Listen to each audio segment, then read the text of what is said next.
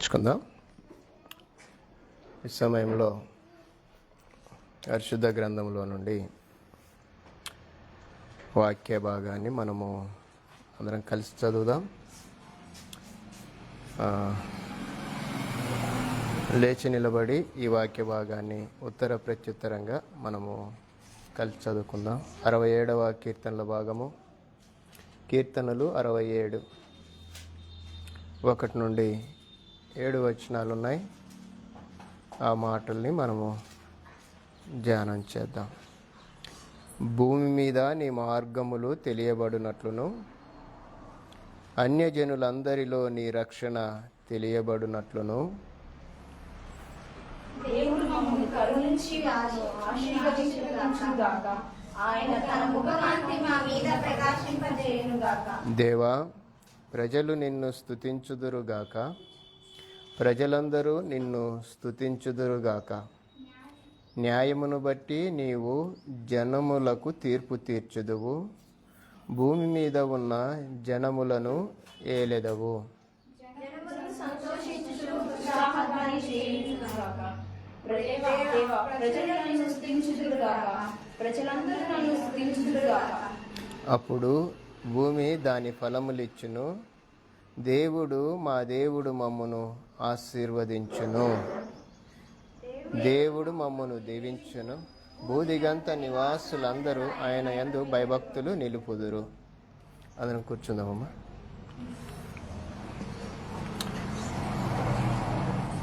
హరిత వాళ్ళు లేరా? మార్కాపురమా? రైట్. ప్రార్థన చేసుకుందాం. ఈరోజు ఒక ప్రత్యేకమైన వాక్య భాగాన్ని మనము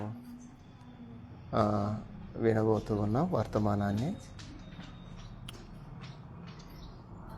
అందు నిమిత్తమే అందరం కలిసి ప్రార్థనలో ఏకీభవించి ముందుకు నడుద్దాం. పరలోకమందున్న మా తండ్రి, పరిశుద్ధుడు అయిన మా దేవా, మీకు స్తోత్రాలు. మీ ప్రియకుమారుడునైన యేసుక్రీస్తు వారి నామంలో మమ్మలను జ్ఞాపకం చేసుకొనండి. ఇది నా ఆరాధన కొరకై మమ్మలను సిద్ధపరచండి. మీ చిత్తాన్ని బట్టి మీ నామ మహిమార్థమై ఈ ఆరాధన క్రమాన్ని ఇంతవరకు మీరు జరిగించారు. ముందున్న కార్యక్రమంలో మీరు మాకు తోడుగా ఉండండి. చక్కటి ఆత్మీయతను మాకు నేర్పించండి. నీ పిల్లలకి మంచి జ్ఞాపక శక్తిని దయచేయండి. నీ పిల్లల పక్షంగా మీరు తోడుగా ఉండండి. నీ పిల్లల సన్నిధి మీ కాపుదలలో నడిపించండి. ఈ దిన వాక్య వర్తమానం కొరకై మీరు మమ్మల్ని సిద్ధపరిచి సహాయం చేయండి. ప్రారంభం మొదలుకొని కార్యక్రమము చివరి వరకు మీ దయగలిగిన హస్తాలకు సమర్పించుకుంటుండగా సహాయం చేసి మీరే మహిమ పొందుకోమని యేసుక్రీస్తు నామంలో ప్రార్థిస్తున్నాం మా పరమ తండ్రి, ఆమేన్. ముందుగా మన పరమ తండ్రి అయిన దేవాతి దేవునికి నా యొక్క స్తుతులు స్తోత్రములు చెల్లిస్తూ ఉన్నాను. అట్లా నా జరికినంది విశ్రా. వాక్య భాగంలోకి మనము వెళ్ళే ముందుగా ఈ దిన ప్రాముఖ్యతలో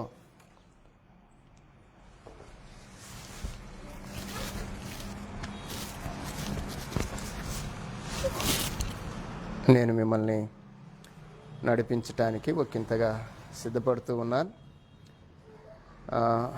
ఈరోజు ఒక ప్రాముఖ్యమైన వర్తమానాన్ని మీతో పంచుకోవటానికే నిన్నటి దినాన ప్రార్థనకు సంబంధించిన పోస్ట్ పెట్టడం జరిగింది. కనుక ప్రార్థన గురించి విస్తరించి మాట్లాడటం కంటే కూడా అర్థం చేసుకుంటారని నేను ఆశపడుతున్నాను. ముందుగా ఈరోజు ఉమెన్స్ డే శుభాకాంక్షలు మీ అందరికీ కూడా ఉమెన్స్ డే శుభాకాంక్షలు. దేవుని యొక్క వాక్య భాగాన్ని ధ్యానించే విషయంలో కొన్ని ప్రాముఖ్యమైన ప్రత్యేకమైన లేఖన భాగ విషయాల్ని మీ ముందు ఉంచడానికి నేను ప్రయత్నం చేస్తాను. All of you listen here. మీరు నేను చెప్పే మాటలు వింటూ ఉండాలి. వింటే ధన్యులు, వినకపోతే నష్టపోతారు.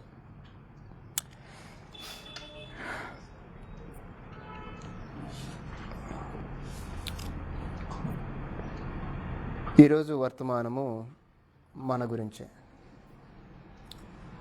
మన గురించే అని చెప్పటానికి అంటే ముందుగా ఒక వాక్య భాగాన్ని మీ ముందు ఉంచి నేను క్రమం కొరకై ముందుకు నడుస్తాను, నడిపింపు కొరకై. రోమీయులకు రాసిన పత్రిక అపోస్తుడైన పౌలు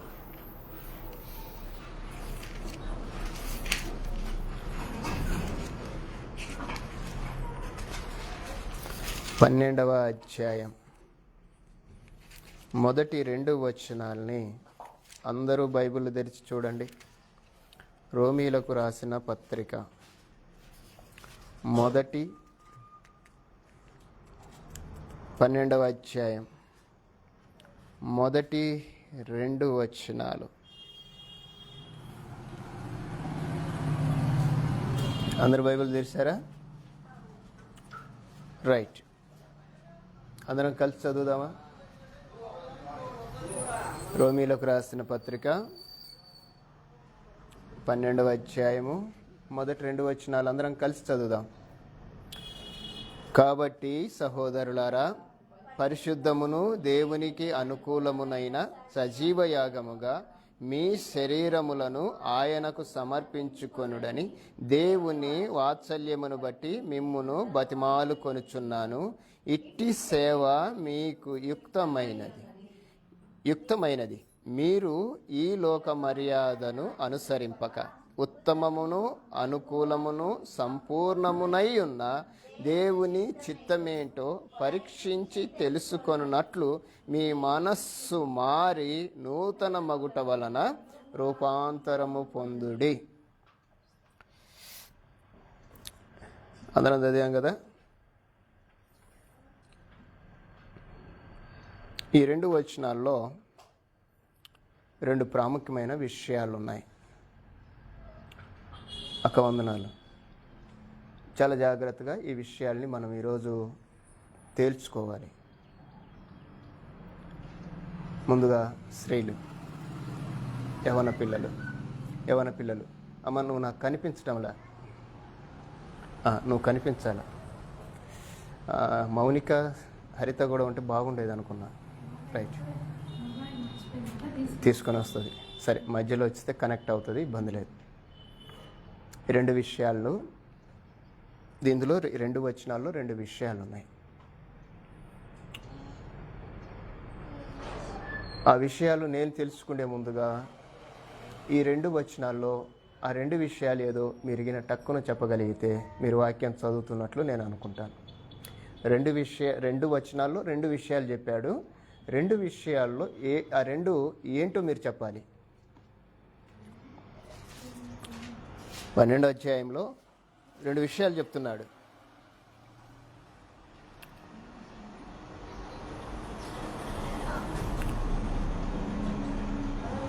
మొదటిది ఏంటో చెప్పండి. మొదటి వచనంలో దేని గురించి చెప్తున్నాడో? నెంబర్ 1. రైట్, సరిత బైబిల్ చదువుతుంది, ఆమెకు 100 మార్కులు. మీ శరీరములను ఆయనకు ఎట్లా సమర్పించుకోవాలి? అక్కడ ఉంది రాయబడిన మాట, మీ శరీరములను ఆయనకు సమర్పించుకొనుడని దేవుని వాత్సల్యమును బట్టి మిమ్మును బతిమాలుచున్నాను. ఎట్లా సమర్పించుకోవాలి?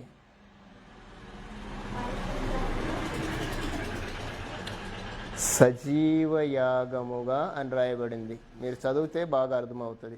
నెంబర్ 1, మీరు ఆన్సర్ కరెక్ట్గా ఇచ్చారు, కానీ ఎలా సమర్పించుకోవాలనే దానికి మీరు ఈ అది 2వ వచనమమ్మ. 2 దాంట్లో మొదటి దాంట్లో సజీవ యాగముగా మీ శరీరములను ఆయనకు సమర్పించండి. 2వ వచనములో ఈ లోక మర్యాదను అనుసరింపక. రైట్, అంటే పౌలు ఏం చెప్తున్నాడో మనం ఆలోచన చేసుకొని ఈరోజు వాక్య భాగంలోకి వెళ్దాం. ఎందుకంటే ఉమెన్స్ డే కదా, ఇది సహోదరులారా అని చెప్పాడు, అందరిని గురించి మాట్లాడాడు.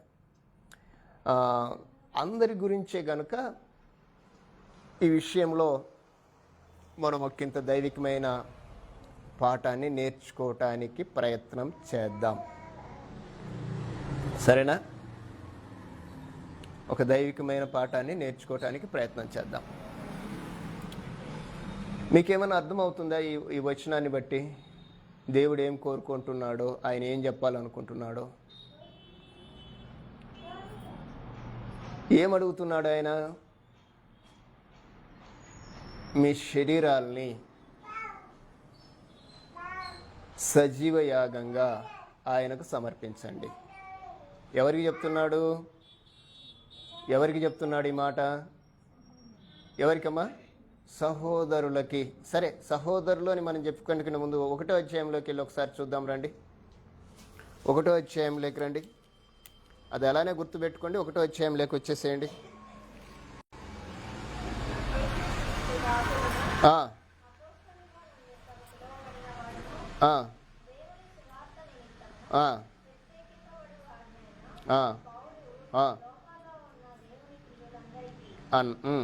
అనగా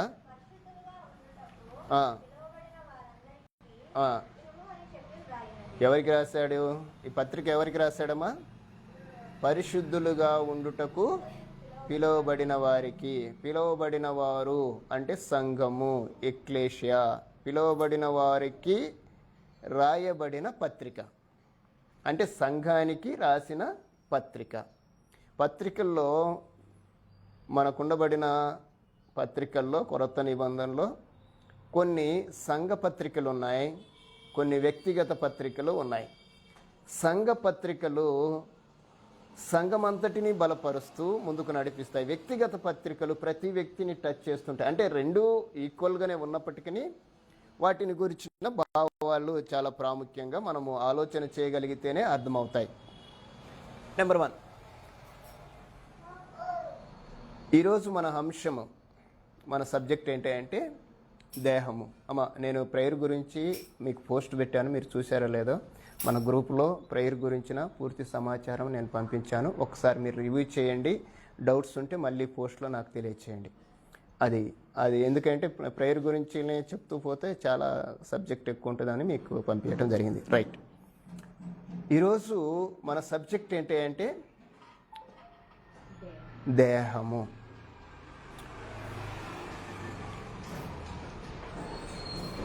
దేహాన్ని గురించి మాట్లాడటానికి నేను ఇష్టపడుతూ ఉన్నాను. ఈ దేహ విషయాన్ని మీ అందరికీ తెలియజేయటానికి ప్రయత్నం చేస్తాను.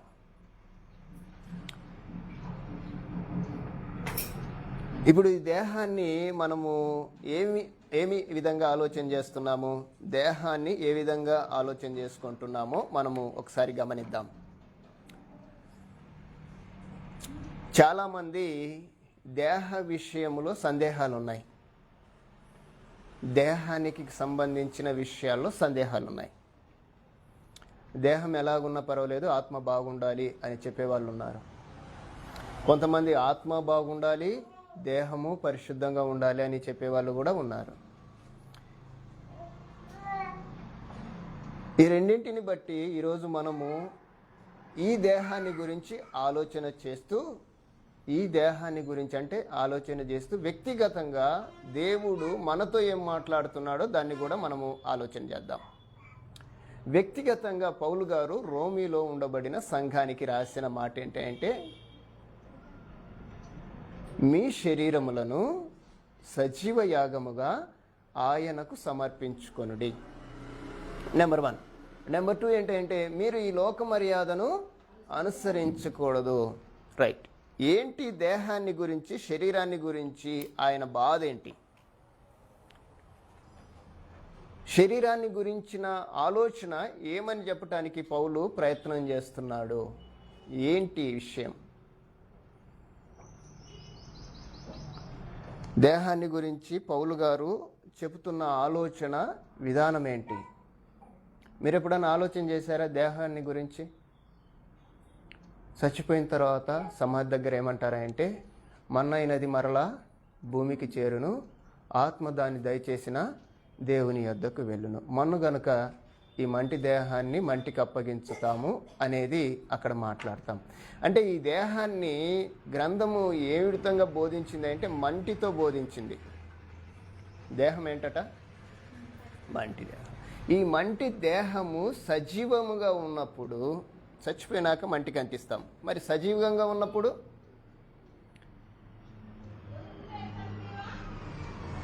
చనిపోయినాక దేహము మట్టికి అప్పగిస్తాం. మరి సజీవంగా ఉన్నప్పుడు ఈ దేహాన్ని ఎవరికి అప్పగించాలి? ఎవరికి అప్పగించకూడదు, మన దగ్గర ఉంచుకోవాలి. అవునా కాదా? అవునా కాదా? అవునంటే అవును, కాదంటే కాదు అన్నమాట. ఇక్కడ ఈయన అదే చెప్తున్నాడు. మీ దేహాల్ని, మీ శరీరాల్ని సజీవ యాగముగా ఆయనకు సమర్పించండి అని చెప్తున్నాడు. బాగా వినండి. అంటే మీ దేహాలు మీ దగ్గర ఉంటే ఏమవుతాయని? ఏమవుతాయి చెప్పండి? మన దేహము మన కంట్రోల్లోనే ఉంటే ఏమవుతుంది? బాగుంటుందా పాడవుతుందా? మీరే చెప్పాలి. బాగుంటుందా పాడవుతుందా? ఇప్పుడు పాలు తెచ్చుకొచ్చుకున్నాం. పాలు తీసుకొచ్చుకుంటుంగలనే ఒక 2 రోజులు నిల్వ ఉంచుకోవాలి. ఏం చేస్తాం మనం? ఎందుకు? పాడవకుండా ఉండాలి. అంటే పాలు పాడు కాకుండా ఉండాలంటే దాన్ని ప్రొటెక్ట్ చేయాలి. ప్రొటెక్ట్ చేయాలంటే మన దగ్గర పెట్టుకోకూడదు. ఏం కాదు, నేను కొనుక్కున్నాను, డబ్బులు ఇచ్చినాను, ఇది నా దగ్గరనే ఉంటే ఏమి కాదు అనుకున్నాం అనుకో, అది ఏమవుతుంది అంటే నువ్వు ఉపయోగించుకోబోయే టయానికి పాడైపోయింది. అవునా కాదా? రైట్. ఇప్పుడు ఈ దేహాన్ని దేవుడు ఉపయోగించుకోవాలనుకుంటున్నాడు. మీకు అర్థం చేసుకోవడానికి ప్రయత్నించండి. ఈ దేహాన్ని దేవుడు ఉపయోగించుకోవాలనుకుంటున్నప్పుడు ఈ దేహం ఎవరికి ఇవ్వాలి? దేవునికే ఇవ్వాలి. పౌలు గారి యొక్క తత్వజ్ఞానములో తెలిసిన వాస్తవిక సంఘటన సంఘముతో మాట్లాడుతున్న విషయం. ఏమని చెప్తున్నాడంటే మీ శరీరాల్ని సజీవ యాగముగా ఆయనకు సమర్పించుకొనుడని దేవుని వాత్సల్యమును బట్టి మిమ్మును బతిమాలుతున్నాను అంటున్నాడు. అంటే అర్థం ఏంటి? ఎందుకు బతిమలాడుతున్నాడు? వాళ్ళు దైవికంగా ప్రార్థనలో ఉన్నారు. రోమాలో ఉండబడిన సంఘము ఉన్నతమైన స్థితిలో ఉంది, కానీ శరీరాల్ని మాత్రము అపవిత్రతకు అప్పగించేశారు. అంతే కదా? ఏదన్నా తప్పు జరిగితేనే కదా చేతులు గాలేకనే కదా ఆకులు పట్టుకుండేది. అవునా కాదా? అలాంటి పరిస్థితుల మధ్య పౌలు వారిని సిట్రైట్ చేస్తున్నాడు. ఈరోజు మనం కూడా అదే విషయంలో ఒకంత ఆలోచన చేద్దాం. దేహాన్ని గూర్చిన ఆలోచన ఈరోజు మనం అందరం చేయాలి. అమ్మ వింటున్నారా? ఈ దేహాన్ని గూర్చిన ఆలోచన ఎంతో ప్రాముఖ్యమైనది. ఎక్స్పెషలీ స్త్రీలు, అంటే పురుషులేం తక్కువలు కాదు, ఇద్దరికీ చెప్పాడు. అందుకే సహోదరులారా అన్నాడు. అంటే అందరిని గురించి మాట్లాడాడు. వాస్తవంగా ఈరోజు ఉమెన్స్ డే కదా. స్త్రీని గురించి చెప్పాలంటే ఒక్క మాట చెప్పండి. మీరు స్త్రీని చూపించాలంటే ఎలా చూపిస్తారు మీరు? అక్క, ఒకవేళ స్త్రీని మనము చూపించాలంటే ఎలా చూపిద్దాం? ఏదన్నా వస్తువుతో ఎలా చూపించగలం? మీకు తెలిసింది చెప్పండి. మీకు తెలియకపోతే నేను చెప్తాను. ఏం తెలియదా? మీకు తెలుసు కానీ అదే కాదో తెలియదు. ఒకవేళ చెప్తే అది మాకు తెలుసు అంటారు కూడా మీరు. అవునా కాదా? పెద్దలు ఏం చెప్పారంటే స్త్రీని చూపిస్తూ, బాగా వినండి అమ్మా, లైఫ్లో మళ్ళా మీకు ఈ వాక్యం రాదు. ఒకవేళ చెప్తే వింటే ధన్యులు. స్త్రీని చూపిస్తూ మన పితరులు ఏం చెప్పారంటే స్త్రీని దేనితో పోలిస్తే, దేన్ని చూపిస్తే సరిపోతుంది, సమానమవుతుంది అని ఆలోచన చేసి స్త్రీని చూపించారంట, భూమిని చూపించారట. స్త్రీని చూపిస్తూ స్త్రీ ఈక్వల్ టు ఎర్త్, భూమిని చూపించారంట. అర్థం కాలేదంట చాలామందికి. మీకేమైనా అర్థమైందా? ఇప్పుడు చదువుకుంటే అర్థమవుతుంది, గ్రహిస్తే అర్థమవుతుంది. స్త్రీని చూపిస్తూ అక్క భూమిని చూపించారు. ఏంటి భూమి స్త్రీ ఎలా సమానం అంటే అన్నారంట, భూమికి ఎంత ఓర్పు ఉంటుందో చెప్పండి, అంత ఓర్పు ఉంటుందా ఉండాలా? మిమ్మల్ని మీరే పరీక్షించుకోండి. నేను మరొక పోస్ట్ కూడా పెట్టాను ఈరోజు స్త్రీల గురించి. మీరు అది చదివింటే గిన మంచిది. సమాజము లేకుంటే ఈ ప్రకృతి అంతా కూడా మూలము, ఈ ప్రకృతి అంతటికి మూలం ఎవరయ్యా అంటే బైబిల్ చెప్తుంది. ఎవరంట? స్త్రీ.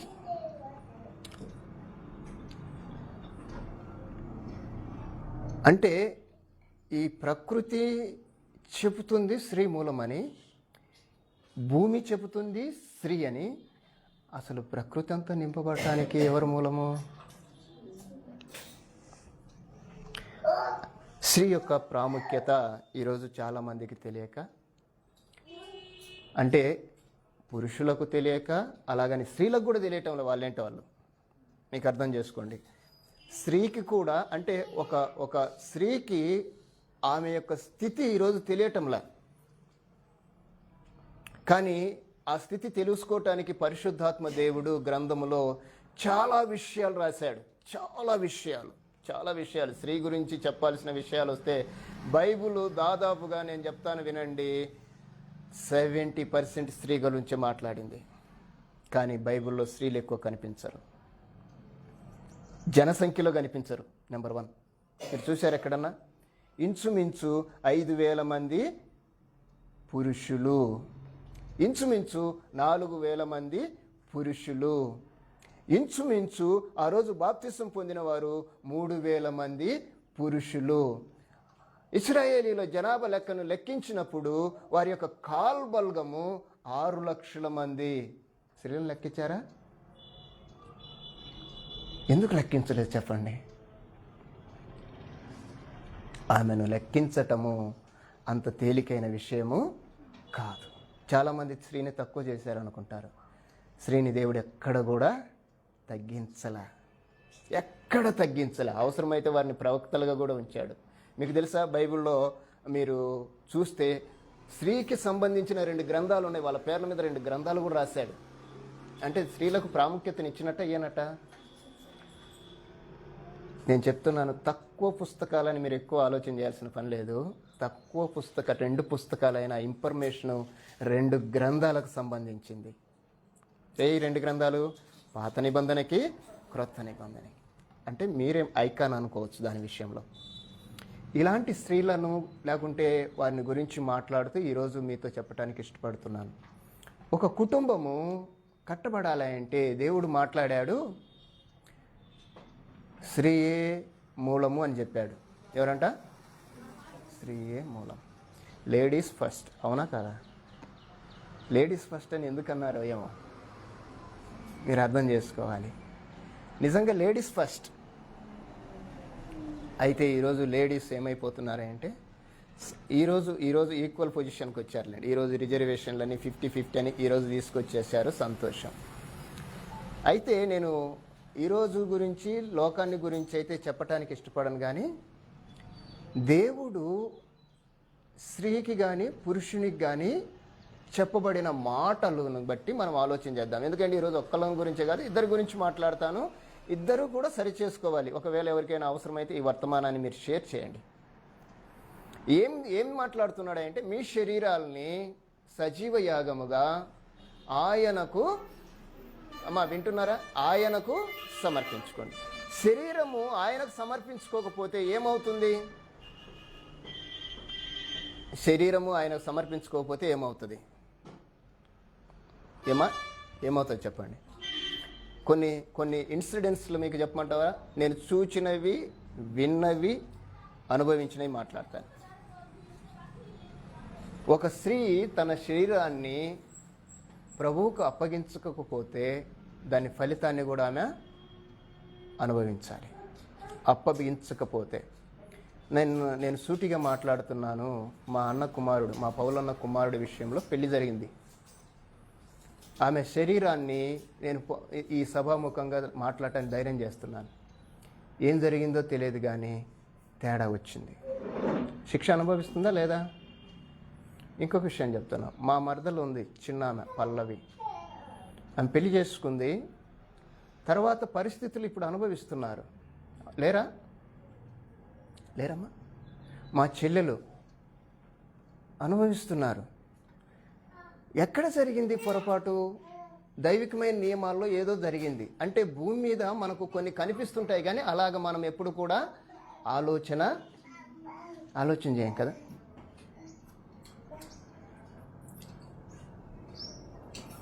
కొన్ని ప్రాక్టికల్గా మన ముందు మనల్ని దర్శిస్తూ ఉంటాయి కానీ వాటిని గురించి ఆలోచన చేయం. ఇవన్నిటిని బట్టి దేవుని వాక్యం ఈరోజు మనతో మాట్లాడుతున్న మాట ఏంటంటే, శరీరము చాలా ప్రాముఖ్యకరమైంది, ప్రయోజనకరమైంది అని తెలియజేస్తున్నాడు. శరీర విషయంలో మనము ఏ జాగ్రత్తలు తీసుకుంటున్నామో ఆలోచన చేసుకొని ముందుకు నడుద్దాం. ఏం చెప్తున్నాడు, ఏం తెలియజేయటానికి ఇష్టపడుతున్నాడు? 2 విషయాలు. మొదటిగా ఆయనకు శరీరాల్ని అప్పగించాలి. రెండవదిగా ఈ లోక మర్యాదను అనుసరించకూడదు. రోమిలకు రాసిన పత్రిక 12వ అధ్యాయం 1-2 వచనాలు. రెండు వచనాల్లో 2 మాటలు చెప్పాడు. దేని గురించి మాట్లాడుతున్నాడు? ఎందుకు ఈ దేహాన్ని గురించి, శరీరాన్ని గురించి మాట్లాడుతున్నాడు? చనిపోయిన తర్వాత మట్టి చేసే ఈ దేహమే కదా, బతికున్నప్పుడు ఆయన ఎందుకు అప్పగించమంటున్నాడు అనే విషయాల్ని మనము ఒకంత దైవికంగా ఆలోచన చేద్దాం. ఇటు చూడండి, మనం ఏం మాట్లాడినా గ్రంథాన్ని అనుసరించే మాట్లాడాలి. ఏం సరి చేసుకోవాలన్నా గ్రంథాన్ని అనుసరించే సరి చేసుకోవాలి. కనుక గ్రంథం దగ్గరికి వద్దాం. ఒకసారి కొరింథీయులకు రాసిన పత్రిక దగ్గరికి వద్దాం. రండి. కొరింథీయులకు రాసిన పత్రిక 6వ అధ్యాయం 19-20 వచనాలు చదువుతారా? ఇవి మీరు రాసుకోవడానికి కూడా ప్రయత్నం చేయండి.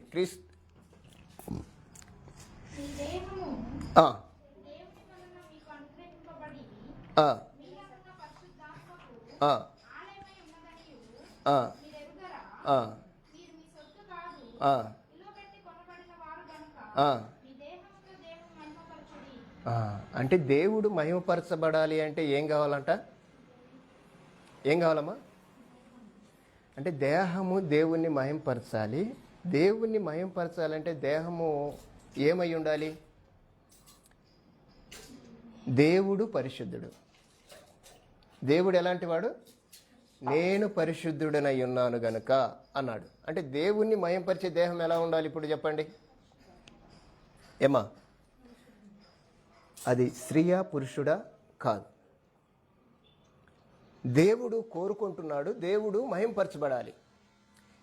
దేవుడు మహింపరచబడాలి అంటే దేవుడు ఏర్పాటు చేసుకున్నది ఏంటో తెలుసునమ్మా? దేవుడు ఏర్పాటు చేసుకున్నది ఏంటో తెలిసిన? దేహాన్ని. మీ దేహము ఎవరి వల్ల మీకు అనుగ్రహించబడింది? దేవుని వలన మీకు అనుగ్రహించబడింది. అంటే దేహము దేవుని వలననే అనుగ్రహించబడినది అయితే ఆ దేహము ఏం చేయాలో కూడా దేవుడు చెప్పాడు. ఏమని చెప్పాడు? మీ దేహముతో దేవుణ్ణి మహింపరచండి. ఎందుకంటే మీరు మీ సొత్తు కాదు. అంటే మీ సొత్తు కాదంటే ఎవరి సొత్తు అని? నా సొత్తు అని ఆయన ఇండైరెక్ట్గా చెప్తున్నాడు. ఏమి? మీరు మీ సొత్తు కాదు, నా సొత్తు. నా సొత్తు అయిన మీరు మీ దేహముతో దేవుణ్ణి మహింపరచబడాలి. అంటే ఈ దేహము ఉన్నది దేనికోసం అంటే ఏం చెప్తాం ఒక్క మాటలో? ఈ దేహం దేనికోసమమ్మా? దేహం దేనికోసం? దేవుని కోసం. పౌలు గారు అంటారు కదా, ఈ విషయాన్ని మనం ఆలోచన చేయాలి. బ్రతకటము క్రీస్తు అన్నాడు. అంటే నా బ్రతుకు క్రీస్తు. అంటే నా దేహము దేని కొరకట? క్రీస్తు కోసమే. అంటే నీ దేహముతో దేవుణ్ణి మహింపరచమంటున్నాడు.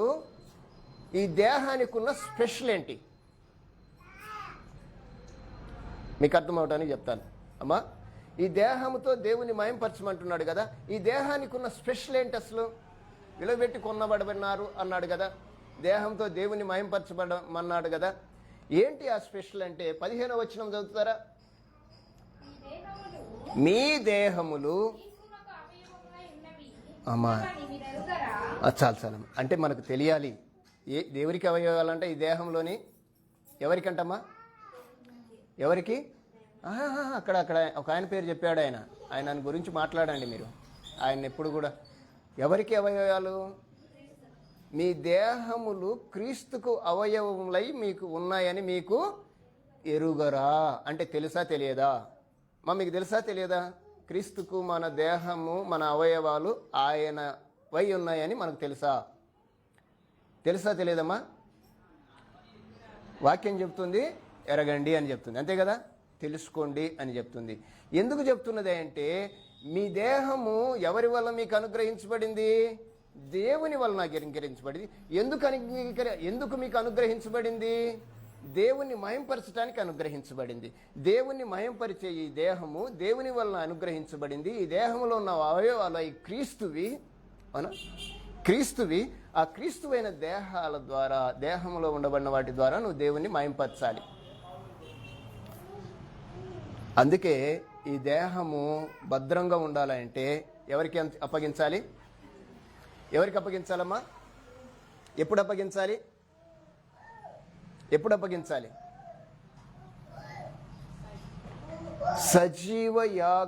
సజీవముగా ఉన్నప్పుడే. మన దేహాలు ఎప్పుడున్నట్టు అంటే సజీవంగా అంటే చెప్పండి మీరు.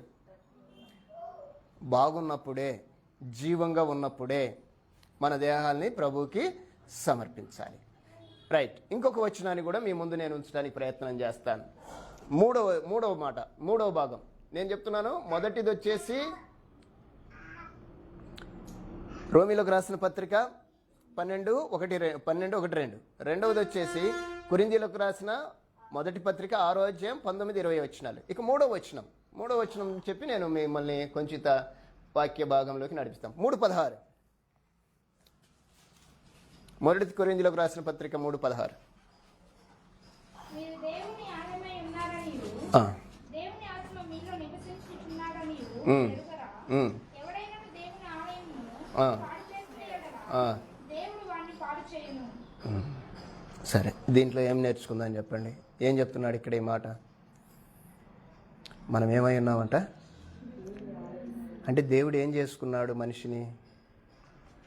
దేవుడు మనిషిని ఏం చేసుకున్నాడు? దేవుడు మన స్వరూపమందు మన పోలిక చొప్పున నరులను చేయుదుము అన్నాడు. నరులను ఏం చేశాడు? ఎలాగ చేశాడు? దేనికోసం చేశాడమ్మా? మనం ఇల్లు కట్టుకుంటాం దేనికోసము? మనం ఉండటానికి, అద్దెకేయటానికే?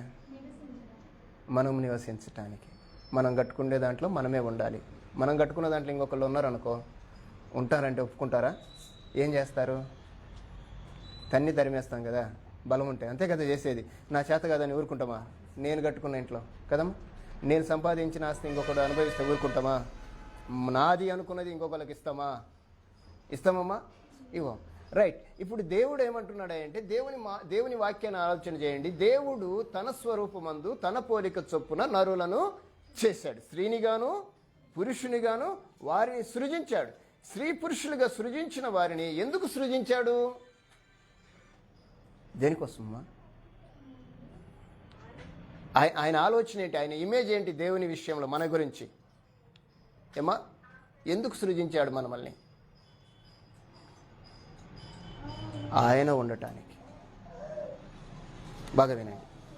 ఎవరు ఉండటానికి? దేహంలో ఎవరు ఉండటానికి? మీరు దేవుని ఆలయమై ఉన్నారని మీరు ఎరుగరా అంటే అర్థం ఏంటి? ఈ దేహం ఏంటట? ఈ దేహం ఎవరిది? ఈ దేహము దేవుని వలన మీకు అనుగ్రహించబడింది. ఈ దేహముతో దేవుని మహింపరచండి. ఈ దేహము ఏంటంటే దేవుని. ఈ దేహం ఏంటంటమ్మా? చెప్పండి. దేహం ఎవరిదమ్మా? దేవునిది. దేవునికి ఏమై ఉంది ఈ దేహము? దేవుని ఆలయం అయితే ఆలయంలో ఎవరు ఉండాలి? మీరే చెప్పాలి. ఎవరు ఉండాలమ్మా? దేవుడే ఉండాలి. ఒకవేళ దేవుడు కాకుండా వేరెవరైనా ఉంటే దేవుడు ఏం చెప్తున్నాడు? ఎవడైనను దేవుని ఆలయమును పాడు చేస్తే, అంటే అర్థం ఏంటి? ఈ దేవాలయంలో దేవుడు కాకుండా మరొకటి ఉంటే పాడైపోతుంది. కనుక ఒకవేళ అలాంటిది ఉంటే ఏం చేయాలంటే దాన్ని పాడైపోయిన దేవాలయాన్ని ఏం చేసుకోవాలి?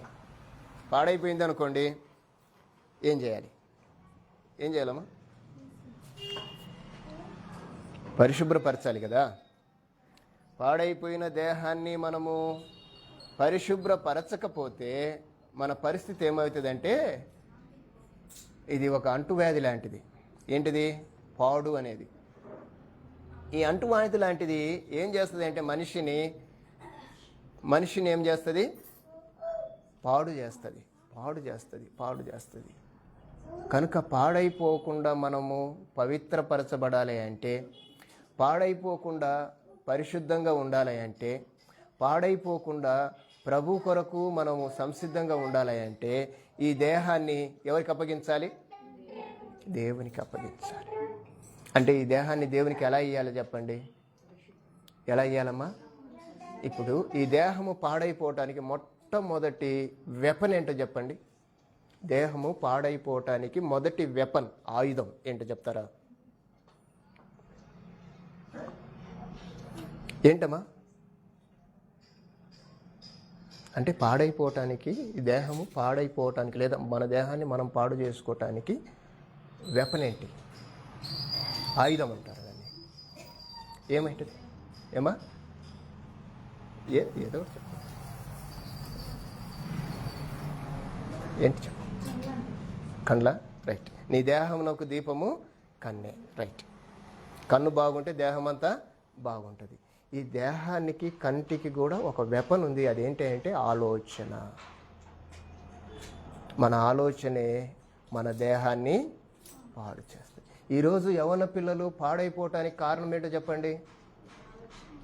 యవ్వన పిల్లలు పాడైపోవటానికి, పరిశుద్ధతను కోల్పోవటానికి గల కారణాలేంటి?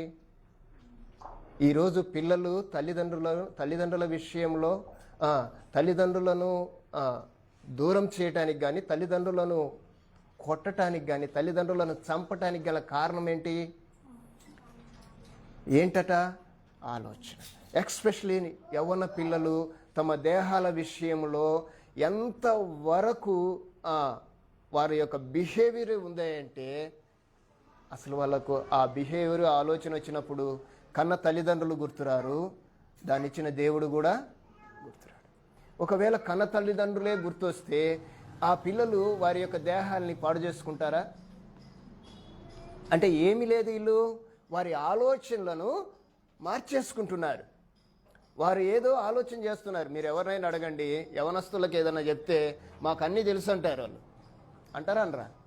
నువ్వేంది మాకు చెప్పేది అంటారు. మీరు ఎవరైనా చెప్తే కాదు, తల్లిదండ్రులు చెప్పినా కానీ వినే పరిస్థితిలో లేరు ఈరోజు పిల్లలు. ఉన్నారా? ఎందుకంటే చదువుకొని ఉంటారు, కొంచెం నాలెడ్జ్ వచ్చి ఉంటుంది, కొంచెము బయట తిరిగే పరిస్థితులు చూసింటారు. వాళ్ళని చూసి వీళ్ళని చూసి వాళ్ళని చూసి వాళ్ళు అలా ఉన్నారు, వీళ్ళు అలా ఉన్నారు, వాళ్ళలాగా నేను ఉండాలి, వాళ్ళలాగా నేను నడవాలి, వాళ్ళ ప్రకారం నేను బ్రతకాలని ఒక ప్లాన్తో వాళ్ళే వేసుకొని ఉంటారు. ఆ ప్లాన్ తల్లిదండ్రులకు చెప్పరు, అలాగనే ఆ తల్లిదండ్రులను సృజించిన దేవునికి చెప్పరు. వాళ్ళు సెల్ఫ్ డిక్లరేషన్తో ఏమైపోతున్నారంటే తమ దేహాల్ని పాడు చేసుకుంటున్నారు.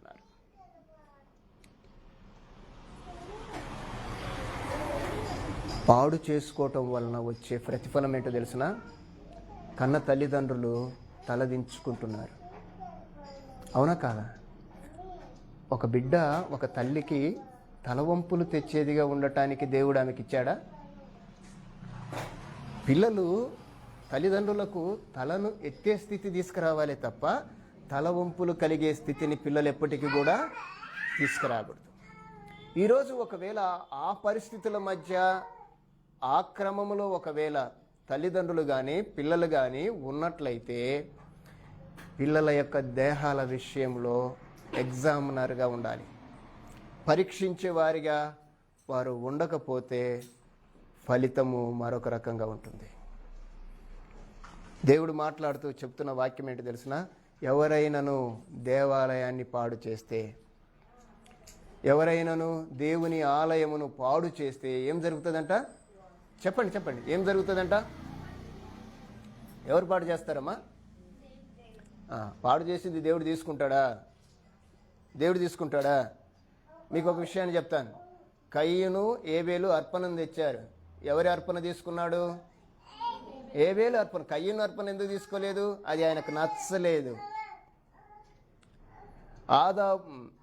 అహరోను కుమారులైన నాదాబు అబీహులు అగ్ని వేయటానికి ఇష్టపడ్డారు. ఆ అగ్నిని దేవుడు అంగీకరించాడా? అంగీకరించలేదు. ఎందుకంటే ఆయనకు అది ఇష్టం లేదు. అందుకే వాడిని చంపేశాడా లేదా? ప్రియులారా, ఇలాంటి సాదృశ్యాలు బైబిల్లో ఎన్నో ఉన్నాయి. మరొక సాదృశ్యం చెప్పమంటారా? ఇశ్రాయేలీలను నడిపిస్తున్న మోషే ఆ క్రమంలో వారు నీళ్లు లేవన్నప్పుడు వారి మీద కోపపడ్డాడు. రెండవదిగా మాట్లాడమంటే బండను కొట్టాడు. ఏం జరిగింది అంటే తాను వెళ్ళాల్సిన స్థలానికి ఆయనను తీసుకుని వెళ్ళలేదు. అంటే దేవునికి నచ్చకపోతే వాళ్ళు ఎవరైనా సరే వదిలేస్తాడు. దాంట్లో రాజీ లేదు. దేవుని విషయంలో, దేవుని యొక్క వాక్య విషయంలో దేవుడు ఈరోజు మన దేహాన్ని గురించి చెప్తున్న మాట ఏంటంటే, మీ దేహము ఎవరికి ఆలయమమ్మా? దేవుని ఆలయం. దేవుని ఆలయం ఎలాంటిదట? పరిశుద్ధమైనది. మీరు కూడా పరిశుద్ధులు అని రాశాడు. దేవుని ఆలయం పరిశుద్ధంగా ఉండాలి. మనము పరిశుద్ధతను సంచరించుకోవాలి. దేవుని ఆలయాన్ని మనము పాడు చేయకూడదు. ఒకవేళ పాడు చేసే ఆలోచన వచ్చింది అంటే మనం పాడైపోతాం. ఈరోజు దేవుని పిల్లలుగా ఈ దేహాన్ని గురించి ఒకంత ఆలోచన చేసి నడచకపోతే దేవుడు విషయంలో మనము పొందుకోవలసిన స్థితిని పొందుకోకూడని పరిస్థితిని కూడా మనము పొందుకుంటాం. మీకు అర్థమైందమ్మా? ఈ 3 విషయాలు అర్థమైందా? ఎలా ఉండాలి చెప్పండి. ఇప్పుడు ఈ దేహం ఎవరిది? దేహాన్ని అనుగ్రహించింది ఎవరు? ఈ దేహము ఏమైంది? దేవుని ఆలయం అంది. దేవుని ఆలయాన్ని మనం ఎలా ఉంచాలి? పరిశుద్ధంగా ఉండాలి. ఎందుకంటే ఆయన పరిశుద్ధుడు గనక మనము కూడా పరిశుద్ధంగా ఉండాలి. ఇలా లేకపోతే దాని వలన కలిగే పర్యవసానాన్ని కూడా మనము ఎదుర్కోవాలి. మీకు అర్థమైందమ్మా ఇంతవరకు? క్లారిఫికేషనా? ఏమైనా ప్రశ్నలు ఉన్నాయా? అలాంటప్పుడు ఈ దేహాన్ని ఏం చేయాలమ్మా? ఆయనకు సమర్పించాలి. ఈ దేహాన్ని మీ కంట్రోల్లో ఉంచుకోవద్దు, ఆయన కంట్రోల్లో ఉంచుకోవటానికి ప్రయత్నం చేద్దాం. అర్థమైందా మీకు ఇంతవరకు? అర్థమైతే కొన్ని పదాలని మీ ముందు ఉంచడానికి ప్రయత్నం చేస్తాను. ఎందుకంటే కొంచెం క్లారిఫికేషన్గా ఈరోజు ఆ పదాల విషయాన్ని మిమ్మల్ని నేను బలపరచడానికి ఇష్టపడుతున్నాను. వింటారా? బోర్డు మీద కొన్ని పదాలు రాస్తాను. దీని వరకు ఓకే కదమ్మా? దేహాన్ని గురించి నేను దేహాన్ని గురించి చెప్పడానికి గల కారణం ఏంటంటే ఈరోజు ఈ దేహం వల్లనే అనేకమైన సమస్యలు కనుక వాటిని గురించి మనం కొంచెం దేవునికి మహిమకరంగా ఉండటానికి ప్రయత్నం చేద్దాం. ఒక వాక్య భాగాన్ని మీ ముందు ఉంచడానికి ఇష్టపడుతున్నాను. ఆ వాక్య భాగాన్ని నేను బోర్డు మీద రాస్తాను. దాన్ని మీ ముందు ఎలాగ మీరు దాన్ని ఆలోచన చేస్తారో దాన్ని బట్టి నేను దైవికంగా మీ ముందు ఉంచడానికి ఇష్టపడతాను. చదువుతారా? ఒక వాక్య భాగం, దాన్ని ఏ విధంగా మనం అర్థం చేసుకోవాలనో చదువుదాం. ఏ వాక్యం చదువుదాం?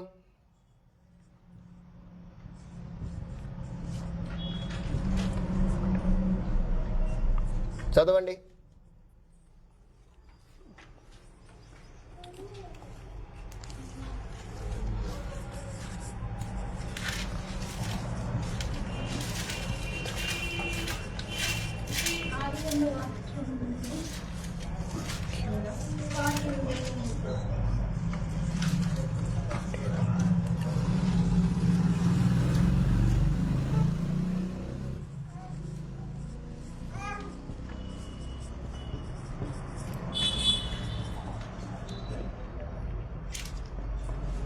అంతేనా?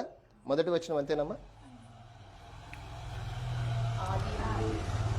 ఆది యందు వాక్యము ఉండెను, వాక్యము ఉండెను, వాక్యము దేవుని యొద్ద ఉండెను. రైట్. నేను మీకు ఇది ఎందుకు వివరిస్తున్నానంటే మనకు తెలిసిన కొన్ని పదాలను బట్టి మనము వాటిని అర్థం చేసుకోలేకపోతున్నామని చెప్పటానికి, అందుకని ఈ వాక్య భాగాన్ని వివరిస్తున్నాను. ఇప్పుడు ఈ భాగము దేన్ని సూచిస్తుంది చెప్పండి? ఆది యందు అనేది దేన్ని సూచిస్తుంది?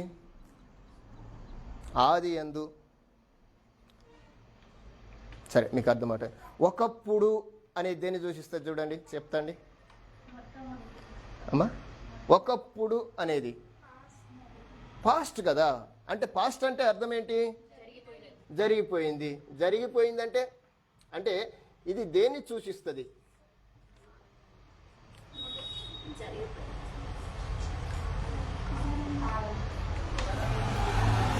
టైం.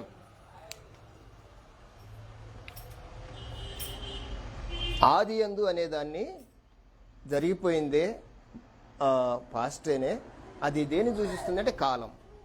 ఆది యందు వాక్యము, వాక్యము దేన్ని సూచిస్తుంది? వాక్యం అంటే ఏంటి? ఇది దేన్ని సూచిస్తుంది అంటే దేన్ని సూచిస్తుంది? వాక్యం దేన్ని సూచిస్తుంది? సరే, దేవుడు. Right right. తర్వాత ఉండెను.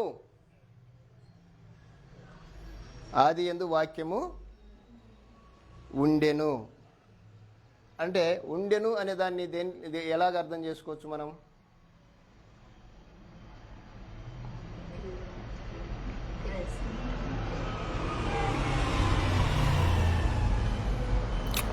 బీరువాలో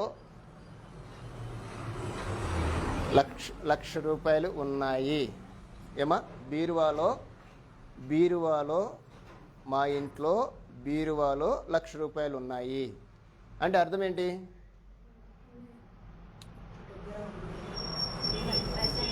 మా బ్యాలెన్స్ ఇంత. వాక్యం ఎక్కడ ఉంది అంటే ఎక్కడుంది? ఇక్కడుంది, దేవుని దగ్గర ఉంది. ఆది యందు వాక్యము ఉండెను, వాక్యము ఉంది అని చెప్తున్నాడు. ఎప్పుడు? ఆది యందు. అంటే ఒక కాలములో అంటే కాలానికి ప్రారంభము కానీ కాలానికి ప్రారంభము కాకమునుపు కానీ ఏముందట? ఏమా? కాల ప్రారంభము కానీ కాల ప్రారంభము కాకముందు ఏముందట? అంటే సృష్టి జరగక మునుపే ఏముందట? అంతేనా? ఇక్కడ చెప్పబడిన మాట చాలా ప్రాముఖ్యమైనది. దీన్ని మనం అర్థం చేసుకోవటానికి ఆది యందు సృష్టి జరగక మునుపు వాక్యము ఉన్నది. అంతేనమ్మా? వాక్యం ఎక్కడుందట? వాక్యం దేవుడు అన్నారు కదా, వాక్యం దేవుడు కదా. వాక్యం ఎవరి యొద్ద ఉంది? బైబిల్ ఎవరి కాడ ఉంది? కుట్టి నీ దగ్గరనే ఉంది. బైబిల్లో ఏముంది? వాక్యం అంటే ఎవరు? అంటే ఇప్పుడు కుట్టి దగ్గర మనందరి దగ్గర ఏముంది అంటే వాక్యం ఉంది, దేవుడు ఉన్నాడు. ఈ రెండు వేరు వేరా? ఒకటేనా? ఒకటే కదా, దీంట్లో కన్ఫ్యూజన్ లేదు కదా. ఇంకొక వాక్యాన్ని కూడా మీకు చెప్తాను, చదవండి.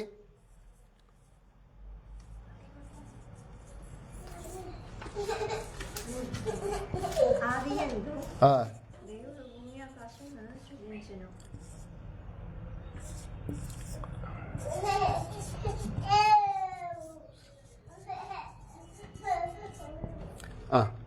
ఈ వాక్యాన్ని కూడా ఒకసారి చదువు అమ్మ.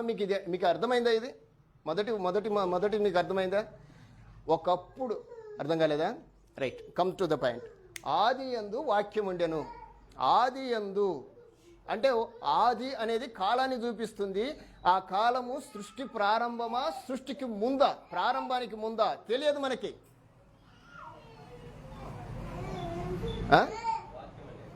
వాక్యము 14 వచ్చినామా? అక్కడనే 14 వచ్చినామమ్మా.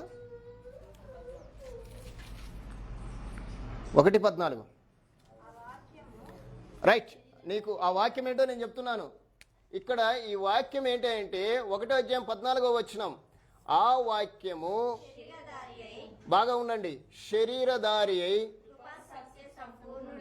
కృప సత్య సంపూర్ణుడుగా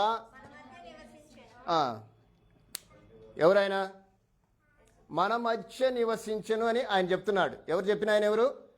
ఇది చెప్పిన ఆయన ఎవరు? యోహాన్ గారు. యోహాన్ గారు ఏం చెప్తున్నారంటే ఆది యందు వాక్యం ఉండెను, వాక్యము దేవుని యొద్ద ఉండెను అని చెప్తూ కిందికి వచ్చి ఏం చెప్తున్నాడంటే 14వ వచనంలో ఆ వాక్యము శరీరధారి అయి, బాగా వినండి, శరీరధారి అయి కృప సత్య సంపూర్ణుడిగా మన మధ్య నివసించెను. ఎవరు ఆ వాక్యము? ఇప్పుడు చెప్పండి. కృపా సత్య సంపూర్ణుడిగా శరీరధారిగా మన మధ్య నివసించిన ఆయన ఎవరు? మన మధ్య అంటే బేస్తవారిపేట కాదు ఆయన చెప్పేది. యోహాన్ గారు చెప్తున్నాడు, యెరూషలేమును గురించి చెప్తున్నాడు, యూదా జనాంగాన్ని గురించి మాట్లాడుతున్నాడు. వాస్తవంగా ఈయన రాసిన పత్రిక విశ్వాసులను గురించి, అంటే దేవుణ్ణి పరిపూర్ణంగా ఎరిగి విశ్వాసం ఉంచిన వారి గురించి మాట్లాడుతున్నాడు. ఈయనేం చెప్తున్నాడు అంటే ఆయన మన మధ్య నివసించాడని విశ్వాసులతో మాట్లాడుతున్నాడు. ఎవరైనా చెప్పండి, మీకు అర్థమై కన్క్లూజన్ వచ్చిందా? ఎవరైనా చెప్పండి, మీరు చెప్పండి. ఇప్పుడు ఆయన ఎవరు? కృపా సత్య సంపూర్ణుడిగా నివసించిన ఆయన ఎవరు? శరీరధారి అయి వచ్చాడట, శరీరధారిగా శరీరాన్ని వేసుకొని వచ్చాడట, కృప సత్య సంపూర్ణుడిగా మన మధ్య నివసించాడంట. ఆయన దేవుడట. ఎవరు? మీకేమైనా డౌట్ ఉందా? ఏమా ఏమైనా డౌట్ ఉందా? సార్ మీరు అంగీకరిస్తారా, అంగీకరించరా? అంగీకరించకపోతే ఇంకొంచెం వివరణ ఇస్తా.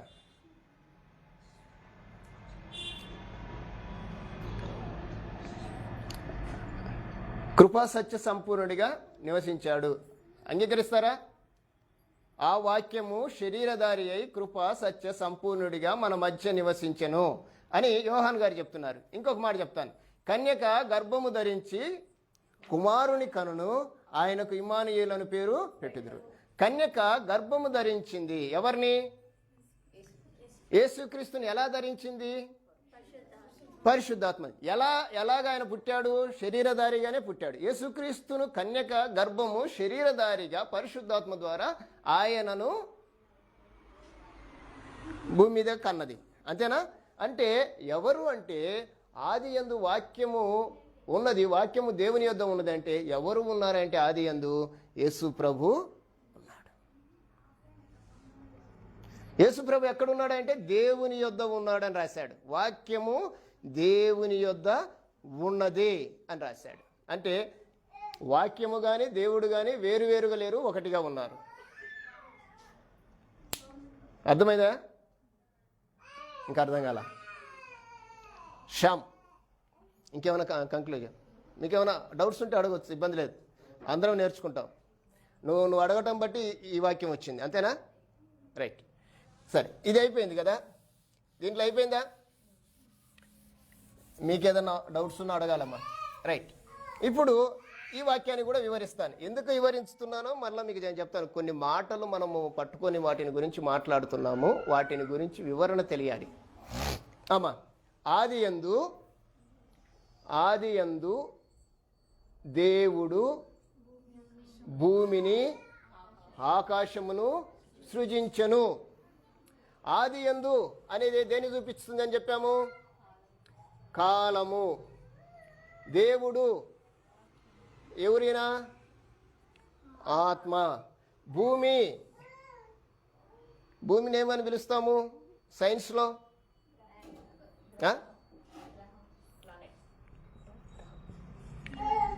ఆకాశము అంటే అర్థం ఏంటి?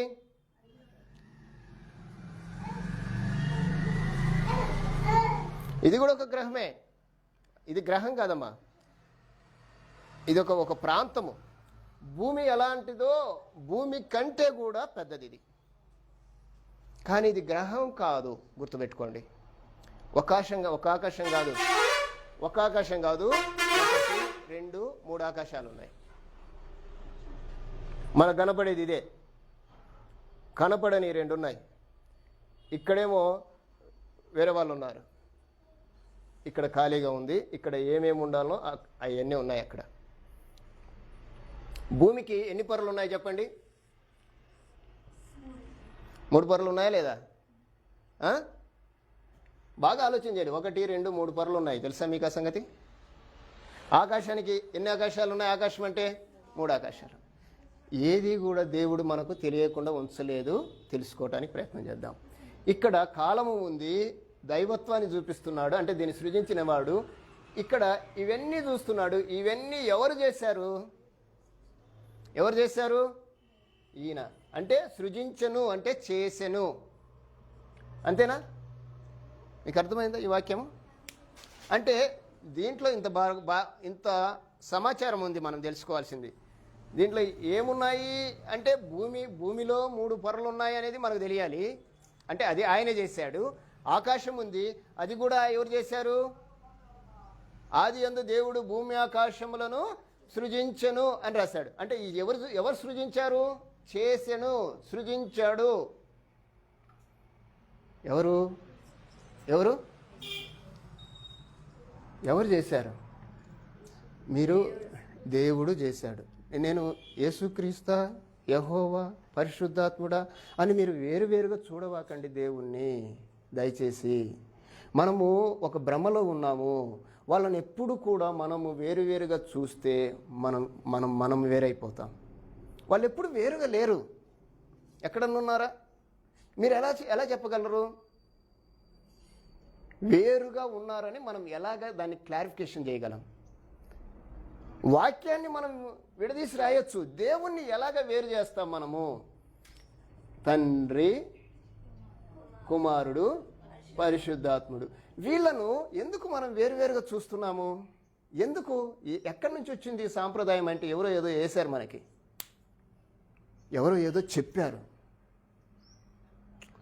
అసలు మనం వాక్యాన్ని పరిపూర్ణంగా తెలుసుకోవాల్సిన పరిస్థితులు ఉన్నాయి. దేవుడు ఏం చెప్పాడు అది చేయవలసింది. కానీ దేవుడు చెప్పింది చేయకుండా దేవుడు ఎవరో తెలుసుకోవడానికి ప్రయత్నం చేస్తున్నారు ఈరోజు. యేసుప్రభు ఏం చెప్పాడు శిష్యులకి? మీరు వెళ్ళి సమస్త జనులను శిష్యులుగా చేయమన్నాడు. అదే చెప్పాడా? మీరు వెళ్ళి సర్వలోకానికి వెళ్ళి సర్వసృష్టికి సువార్తను ప్రకటించమన్నాడు. మనం ఏం చేయాలి చెప్పండి? మన పని అది. మన పని ఇది కాదు. అసలు దేవుణ్ణి విడదీసి చెప్పడానికి మనం ఎవరి మసలు? చేయొచ్చు అంటారా? ఏమా మౌనిక? నేను క్లియర్ కట్గా నేను మాట్లాడటానికి ఇష్టపడుతున్నాను. మీకు ఏదైనా డౌట్స్ ఉంటే ఇక్కడ అడగవచ్చు. ఇక్కడ ఈ వాక్యాన్ని ఇన్ని విధాలుగా విభజించవలసి వచ్చినప్పుడు దేవుణ్ణి మాత్రము కొంచెం ఆలోచన చేయండి. దాని గురించి కూడా కంక్లూజన్ ఇస్తాను. మీరు ఎలాంటి ఇబ్బంది పడద్దు. ఎందుకంటే ఆ వ్యక్తిత్వాలు ఎలా ఉంటాయో మీకు తర్వాతి క్లాస్లో, శుక్రవారం క్లాస్లోనే చెప్తాను. సండే వర్షిప్లో కాదు. రైట్, ఇలాగ విడదీయచ్చు. అర్థమైందా? దేవుని గురించి పక్కన పెట్టేసేయండి. దేవుని గురించి, దేవత్వాన్ని గురించి, ఆ దేవుని యొక్క గుణలక్షణాల గురించి నేను మీకు శుక్రవారం క్లాసులో కంప్లీట్గా ఇస్తాను. దాని గురించి ఎలాంటి మీరు సందేహపడద్దు. దయచేసి వీళ్ళని వేరువేరుగా చూడవాకండి. యేసుప్రభు ఏమన్నాడంటే శిష్యులందరూ ఇలాగనే చూస్తుంటే ఆయన ఎప్పుడు చెప్పిన తండ్రిని గురించి మాట్లాడుతుంటే ఏం చెప్పాడంటే వాళ్ళు అడిగారు, ఒకసారి తండ్రిని చూపించండి అన్నాడు. యేసుప్రభు ఏం చెప్పాడు? రండి పరలోకం అన్నాడా? ఏమని చెప్పాడు?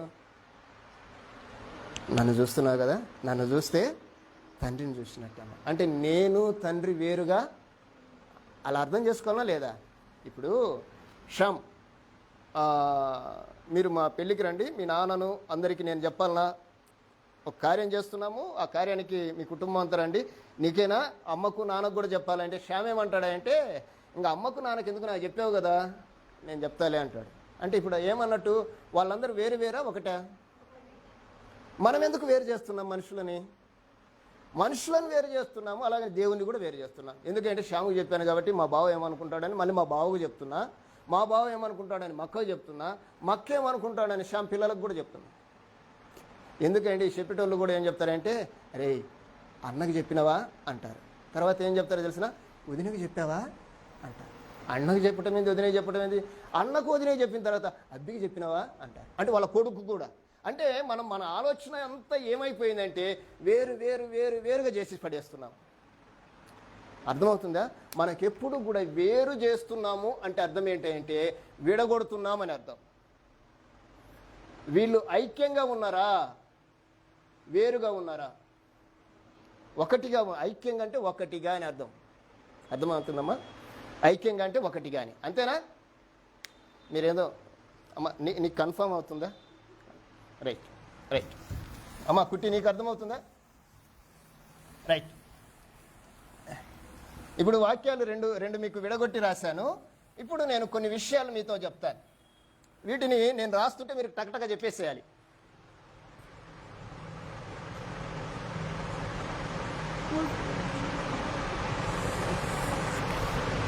నేను కుటుంబము అంటే ఒకటి అంటాను. మీరేం చెప్తారో చెప్పండి. కుటుంబము అంటే ఒకటి అంటాను. ఒకటా కాదా అమ్మా? కుటుంబము అనేది ఒక పేరు. ఇది కుటుంబము అన్నప్పుడు కుటుంబము ఒకటే, ఒక కుటుంబమే. ఒక కుటుంబం గురించి మాట్లాడు. కుటుంబము అంటే ఎవరుంటారు ఇక్కడ? కుటుంబం అంటేనే ఫ్యామిలీ కదమ్మా. ఎవరుంటారు? ఫాదర్ ఉంటాడు, మదర్ ఉంటారు, చిల్డ్రన్స్ ఉంటారు. ఇప్పుడు వీళ్ళందరూ కుటుంబం. ఇప్పుడు కుటుంబము అంటే అర్థం ఏంటంటే అందులో అందరూ ఉన్నారు అని అర్థం. అర్థమవుతుందా? వీళ్ళందరూ వేరా ఒకటేనమ్మా? ఇప్పుడు నాకు కళ్ళున్నాయి, కాళ్ళున్నాయి, ముక్కు ఉంది, చెవు ఉంది, నోరు ఉంది, ఇవన్నీ ఉన్నాయి. ఇప్పుడు ఇవన్నీ ఎక్కడున్నాయి అంటే నాలో ఉన్నాయి. ఇవన్నీ వేరా ఒకటి. నా దేహంలో ఉన్నాయి కాబట్టి ఒకటి. అంటే వీటిని మనం చూసే ఆలోచన ఒకటిగా రావాలి. అంటే మన మైండ్ సెట్ను మనం చూడాలి. రైట్. ఇది కుటుంబం అంటే ఒకటి. అంటే నేను కుటుంబము అని చెప్పాలి అనుకుంటే ఏం చేయాలి అంటే ఈ కుటుంబంలో ఉన్నవారు ఎవరో నాకు తెలిసి ఉండాలి. రైట్. ఇది మీకు అర్థమవుతుందా? అలాగే దేవుని గురించి కూడా సేమ్ అదే. దేవుడిలో ఎవరున్నారు? దేవత్వంలో దేవుత్వంలో ఎవరున్నారమ్మా? కుమారుడు ఉన్నాడు. వీళ్ళందరూ వేరు కాదు, ఒకటి అనాలి. మనం వేరు చేద్దామా? నేను మీకు కొన్ని ఎగ్జాంపుల్స్ చెప్పాను. ఏం చెప్పాను? ఈ టేబుల్ను చెప్పాను. దీన్ని మనం చూస్తే వేరే కానీ ఇవన్నీ ఒకటే, అంతేనా? సో అలాగనే మీకు నీటిని గురించి చెప్పాను. నీరును మనం వేరుగా చూస్తే వేరుగానే ఉంటాయి కానీ అవన్నీ కూడా ఒకటే. రైట్. ఇంతవరకు మీకు క్లారిఫికేషన్ అయిందో? ఒకటే అని చెప్పడానికి నేను ఆలోచన చేస్తున్నాను.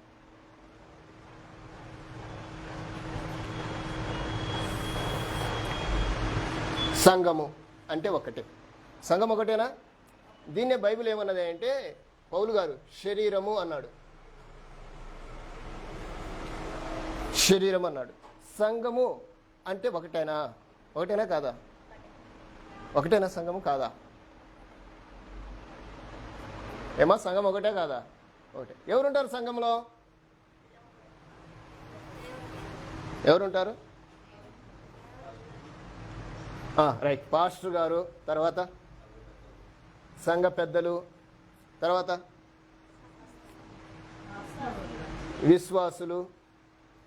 విశ్వాసులు కానివారు కూడా ఉంటారు సంఘంలో. ఉంటారా? విశ్వాసులు కానివారు సంఘంలో ఉంటారు అనే భ్రమలో ఉన్నారు. సంఘములో ఉండేది ఎవరంటే విశ్వాసులే, పిలువబడిన వారే, బాప్తిసం పొందిన వారే సంఘము. బాప్తిసం పొందనంతసేపు, ప్రభుని రక్షకుడిగా అంగీకరించినంతసేపు దేవుని యొక్క కార్యాలు అనగా దేవుని యొక్క శరీరము అంటే ఆరాధన క్రమాన్ని పాటించకుండా ఉన్నవారందరూ సంఘము కాదు.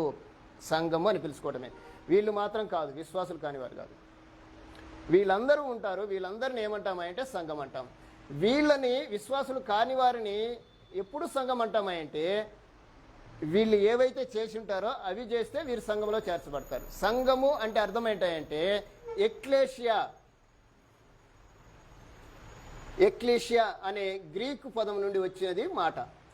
దీనికి అర్థం ఏంటంటే పిలువబడిన వారు.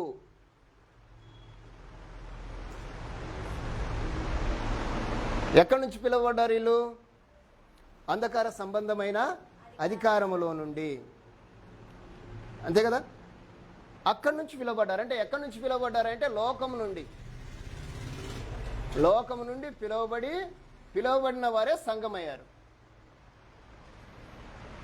ఈ సంఘంలో ఎవరుంటారంటే ఇప్పుడు మనమున్నట్లుగా స్త్రీలు ఉంటారు, పురుషులు ఉంటారు, విశ్వాసులు ఉంటారు. విశ్వాసులు అనగా అర్థం ఏంటంటే ప్రభువుని నమ్మి రక్షకునిగా అంగీకరించి మారు మనసు పొంది విన్న వాక్యాన్ని బట్టి మారు మనసు పొంది దేవుడు నా స్వరక్షకుడు అని అంగీకరించి ఒప్పుకొని బాప్తిస్మం తీసుకున్న వారే సంఘంలో చేర్చబడతారు. అప్పుడే సంఘంలో మనము సభ్యులం అవుతాం. అలా కాకపోతే సంఘంలో సభ్యులము అవుతామా? రేషన్ కార్డులో పేరుంటే రేషన్ వస్తుందా, లేకపోయినా వస్తుందా? రిజిస్టర్ అయి ఉండాలి కదా, రాజముద్ర పడాలి కదా. రాజముద్ర పడలేదు, నాకు రేషన్ ఇవ్వండి అంటే ఇస్తారా? ఏం చేయమంటారు? నువ్వు అందులో యాడ్ అయితే ఇస్తారు. దేంట్లో అంటే అది గవర్నమెంట్, అది చట్టము. భౌతికంగా అలా చట్టం ఉంటే దేవుని చట్టం లేదా? దేవుని చట్టం ఏంటంటే ఈ సంఘానికి ఉండబడిన చట్టం ఏంటో తెలిసిన? క్రొత్త నిబంధన చట్టం ఉంది. లోకానికి చట్టం ఉంది, భారత రాజ్యాంగం. దేవునికి కూడా చట్టం ఉంది, అదే క్రొత్త నిబంధన. ఆ నిబంధన కిందనే మనం నడవాలి. అలా కాకుండా ఇంకొక విధంగా నడవటానికి లేదు. అర్థమైందమ్మా?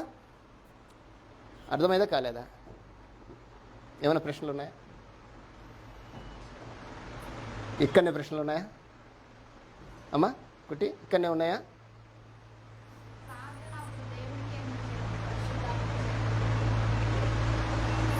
మీకు వివరణ ఇచ్చాను. దేవునికి ప్రార్థన ఎందుకు చేయాలి అంటే దేవుడు ఉన్నాడు, కుమారుడు ఉన్నాడు, పరిశుద్ధాత్ముడు కూడా ఉన్నాడు.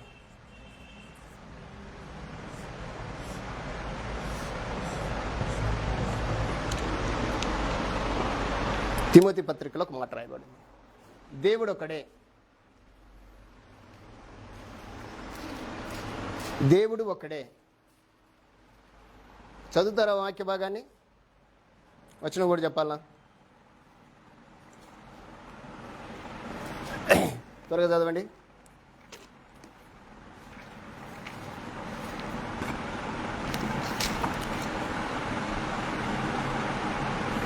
రెండవ అధ్యాయం 5వ వచనం.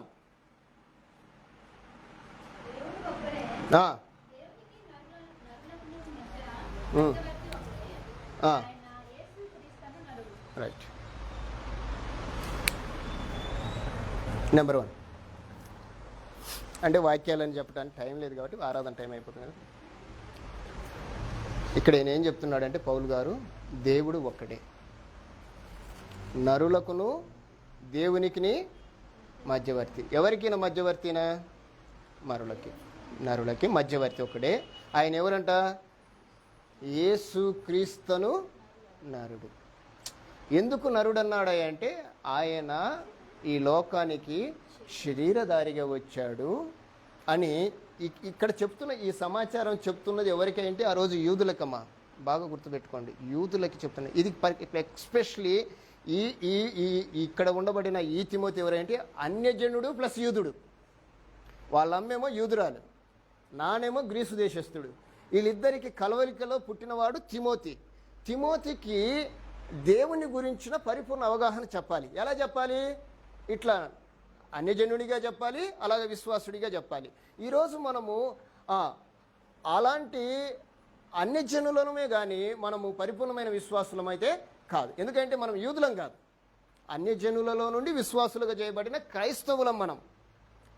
ఇప్పుడు ఈయన యూదుడిగా ఉన్నాడు, అన్యజనుడిగా ఉన్నాడు. ఎలా ఉన్నాడు అంటే వాళ్ళ నాన్న వచ్చేసి గ్రీసు దేశస్థుడు, దేవుని ఎరగని వాడు.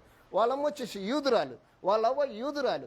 అయితే వాళ్ళ కుటుంబాల్లో ఆయనతో వెంబడించిన వారు, ఎవరితో? పౌలుతో వెంబడించిన వాడు ఒక మంచి కుమారుడిగా ఉన్నవాడు ఎవరంటే తిమోతి.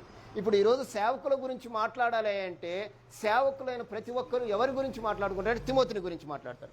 అలాంటి తిమోతికి ఏమని చెప్తున్నాడంటే దేవుడు ఒక్కడే, నరులకును దేవునికిని మధ్యవర్తి ఒక్కడే, ఆయన యేసుక్రీస్తు నరుడు అని చెప్తున్నాడు. ఎందుకు చెబుతున్నాడు ఈ విషయాన్ని అనేది మనం ఆలోచన చేస్తే మీరు అన్నట్లుగా ఈ మధ్యవర్తి ఏం చేస్తాడు? ఎవరికి మధ్యవర్తినా? దేవునికి, మనకి, మనుషులకు ఈయన మధ్యవర్తి. ఏం చేస్తాడు ఈయన మధ్యవర్తి? ఏం చేస్తాడు చెప్పండి? మధ్యవర్తి అంటే అర్థం ఏంటంటే రాయబారి అని అర్థం. మీలా బ్రోకర్ అనవాకండి. చాలామంది ఆ మాట అంటారు మధ్యవర్తి అంటే. సరే, ఈ భూమి మీద ఏమన్నానండి, కానీ ఇక్కడ ఈయన ఎవరంటే రాయబారి. రాయబారి అంటే అర్థం ఏంటంటే ఇంగ్లీష్లో అంబాసిడర్ అని అర్థం. ఒక దేశానికి మరొక దేశానికి రాయబారులు ఉంటారు. వారిని ఏమంటారంటే అంబాసిడర్స్ అంటారు. భారతదేశానికి అమెరికాకు అంబాసిడర్స్ ఉంటారు. భారతదేశానికి ఇజ్రాయెల్కి అంబాసిడర్స్ ఉంటారు. ఉంటారా ఉండరా? వీళ్ళిద్దరూ మాట్లాడుకోరు. వీళ్ళిద్దరిని కలిపేది ఎవరంటే అంబాసిడర్స్ ఉంటారు. మీకు అర్థమవుతుందా? వీరిని అంబాసిడర్స్ అంటారు. అలాగనే మనుషులకు దేవునికి సమాచారం తీసుకెళ్ళటానికి ఒక అంబాసిడర్ ఉన్నాడు. ఆయన ఎవరంటే యేసుక్రీస్తు. వీళ్ళు డైరెక్ట్గా ఈయనకు ఎందుకు చెప్పకూడదు అంటే ఆయన చెప్తే వినడంటంలే. నేను దూరంగా ఉండేటోని మాత్రము కాను అంటున్నాడు. కానీ ఈయన ఉన్నాడు. నేనేమంటున్నాడంటే నా ద్వారా మీరు ఏమైనా అడిగితే తండ్రికి నేను చేరవేస్తాను. ఇప్పుడు ఒక ఆఫీసర్ ఉంటాడు, కలెక్టర్ ఉంటాడు. మనం కలెక్టర్ దగ్గరికి డైరెక్ట్గా వెళ్ళగలమా? ఏమా, మీ డాక్టర్ ఉన్నాడు పెద్ద ఆయన, డిఎంహెచ్ఓ, మీరు డైరెక్ట్గా వెళ్ళిపోతారా? ఎవరు కావాలి మీకు చెప్పండి? 1,00,000 మందిని కలవాలా? డైరెక్ట్గా అపాయింట్మెంట్ ఉండదు మనకి. ఎందుకంటే మనం చాలా తక్కువ పోస్ట్లో ఉంటాం. ఒకవేళ నువ్వే డిఎంహెచ్ఓ అయినా కానీ మరొక కలెక్టర్ని కలవాలంటే మళ్ళీ నీ కింద కూడా నీ దగ్గర ఒక గుమస్తా ఉంటాడు. తెలుసా? గ్రీనింగ్ కలిగిన ప్రతి ఒక్కరికి ఒక గుమస్తా ఉంటారు. ఎవరు అంటే ఆ గుమస్తా, దాన్ని ఏమంటారు అంటే మధ్యవర్తి అంటారు. అంటే ఈయన గుమస్తా అనగాకండి, మళ్ళీ మీరు అలాగా ఆలోచన చేయగాకండి. ఈయన ఆ స్థితి కాదు, ఆ స్థితిలోకి ఈయన వచ్చాడు. ఎందుకు వచ్చాడో తెలిసిన? ఆయన దేవునిగా ఉండటం కూడా విడిచిపెట్టి దాసుని రూపం ధరించుకొని తనను తాను రిక్తునిగా చేసుకున్నాడు. ఎందుకంటే నేను దేవుణ్ణి అనిగిన పిలిస్తే మీరు సమాచారాన్ని ఇవ్వలేరు. అందుకే ఈయన ఏమయ్యాడంటే నీ కోసము, నా కోసము, మనందరి కోసము తనను తాను తగ్గించుకున్నాడు. ఎంతవరకు తగ్గించుకున్నాడంటే ఇప్పుడు అంటే దేవునికి ఇష్టం లేని వారు పోయి అయ్యా నా ప్రార్థన ఆలకించు అంటే దాన్ని కూడా ఆయన తీసుకెళ్ళి దేవునికి అప్పగించేంత స్థితిలో ఉన్నాడు. మీకు అర్థమవుతుందమ్మా? యేసుక్రీస్తు మనకు దేవునికి మధ్యవర్తి. మనము చేసే ప్రతిదీ కూడా యేసుక్రీస్తు ద్వారా దేవునికి తెలియజేస్తే దాన్ని తీసుకెళ్ళి డైరెక్ట్గా ఈయనకు తెలియజేస్తాడు. ఈయన మధ్యవర్తి. ఈ మధ్యవర్తి ఎవరే అంటే దేవుడే నీ కోసము, నా కోసము దరిద్రుడు అయ్యాడు అని రాయబడింది. మీరు లేఖనాలు గమనించండి. అసలు యేసుక్రీస్తు ఆ స్థితి అవసరమా అంటే ఈయన చనిపోయి తిరిగి లేచిన తర్వాత అభిషిక్తుడయ్యాడు. ఒక దైవత్వాన్ని పరిపూర్ణంగా పొందుకున్నాడు. ఎవరైతే చేయలేరో దాన్ని చేశాడు. దేవునికి సింహాసనం మీద ఆసీనుడై ఉన్నాడు. ఆసీనుడైనప్పటికీ ఆ స్థితిని ఆయన కోరుకోలేదు. ఇప్పటికీ నీకు, నాకు, మనందరికీ మధ్యవర్తిగా ఉంటూ ఆయన ఏం చెప్పాడంటే ఒకవేళ మీరు తండ్రిని కలవాలంటే నన్ను కలసండి. అంతేనా? నేనే మార్గము, సత్యము, జీవము. చెప్పండి తర్వాత. నా ద్వారానే తప్ప, చెప్పండి, చదవాలి మీరు సగం సగం చెప్తే కుదరదు. యోహాను సువార్త 14వ అధ్యాయం 6వ వచనం, 6-7 వచనాలు మీరు చదవాలి. అయిపోయింది, టైం అయిపోయింది. మీకు చెప్పాల్సిన విషయాలు కొన్ని చెప్పాలి.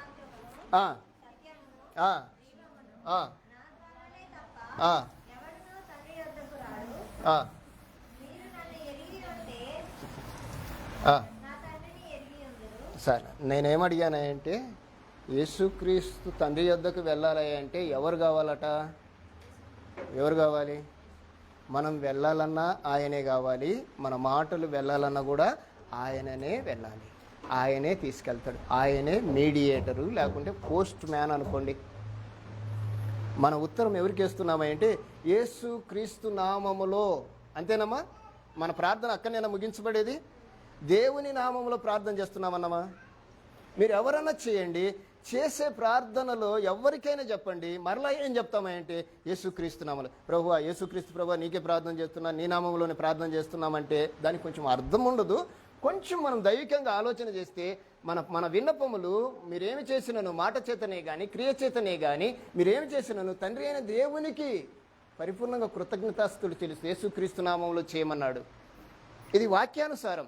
అంటే అక్కడ దైవత్వం యొక్క లక్షణాలు చెప్పబడ్డాయి. ఈయన ఎక్కడ కూడా తన హోదాను విడిచిపెట్టాడు. ఈయన మధ్యవర్తి, ఈయన నామంలో మనం చేయాలి. చేసేది అదే. మనము ఫైనల్గా ఎలా చేసిన ప్రార్థన ఆఖరికి వచ్చేసరికి ఏమంటామంటే యేసుక్రీస్తు నామంలోనే ఎందుకు చేస్తున్నాము అనేది మనం ఆలోచన చేస్తే, ఇప్పుడు తహసీల్దార్కి ఉత్తరం రాస్తామమ్మా, ఏమని రాస్తాము? గౌరవనీయులైనటువంటి మండల తహసీల్దార్ గారికి. రాసేదెవరు? ఇట్లు తమ విధేయుడు అని రాస్తాం. ఎవరు ఆ విధేయుడు? రాసినవాడు. లేదు, ఇట్లు తమ తహసీల్దార్ అని రాస్తామా? రాస్తే దానికి అర్థం ఉంటుందా? ఉండదు. రైట్.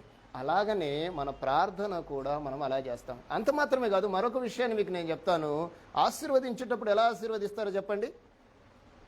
ఏమా ఆశీర్వాదం ఎలా ఇస్తారు? ఎవరెవరు వస్తారు? తండ్రి యొక్కయు కుమారుని యొక్కయు పరిశుద్ధాత్మ యొక్క. తండ్రి యొక్కయు కుమారుని యొక్కయు పరిశుద్ధాత్మని యొక్క నామంలో అంటున్నారు. కానీ ఆశీర్వాదం ఎవరు ఇవ్వాలి అంటే తండ్రి యొక్క స్థితి తెలియజేయాలి, కుమారుని స్థితి తెలియజేయాలి, పరిశుద్ధాత్మని స్థితి కూడా తెలియజేయాలి. తెలియజేయకుండా తండ్రి యొక్క కుమారుని యొక్క పరిశుద్ధాత్మ నామంలో మేము దీవిస్తున్నాను కాదు. ఆశీర్వాదము కూడా పరిపూర్ణంగా ఉండాలి, మన ప్రార్థన కూడా పరిపూర్ణంగా ఉండాలి. ఏది అపవిత్రం? ఇప్పుడు తండ్రి దగ్గర ఏముంది? తండ్రి అయిన దేవుని ప్రేమ, కుమారుడైన యేసుక్రీస్తు, పరిశుద్ధాత్మ,